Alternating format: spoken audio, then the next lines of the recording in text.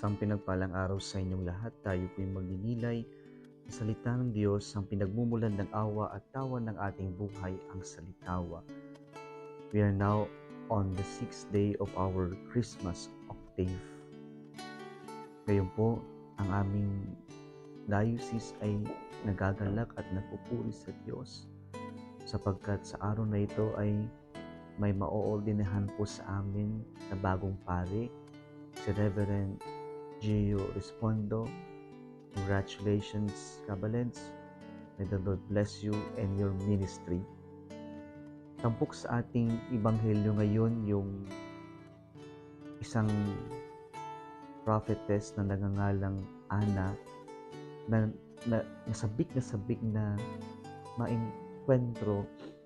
ma-encounter ang pangako ng Diyos na Mesaya, ang ating Panginoong Hesukristo. Matagal niya itong hinintay at dahil matanggal niya itong hinintay, sabik na sabik siya. Sa palagay ko, ganito rin po ang kwento ng maoordinahan ngayon. Ang tagal din niyang hinintay itong encounter niya sa Diyos na matanggap niya ang sakramento ng orden.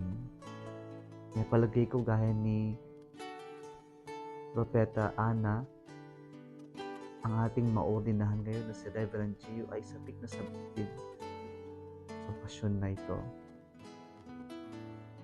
Nang dumating ng araw na kanyang pinakahihintay, ang kanyang naging tugon na lamang sa Diyos ay ang magpasalamat at magpuri. Mga kapatid, maraming pagkakataon na ang Diyos ay kanyang ipinapahayag, ipinapakilala ang kanyang sarili sa atin. Nawa hangarin din natin ito na manabik na everyday in our life, we will encounter the Lord. Kung nagustuhan mo ang video na ito, huwag kalimutang mag-like, i-share at mag-subscribe sa Litawa Facebook page and YouTube channel. Muli isang pinagpalang araw sa inyong lahat.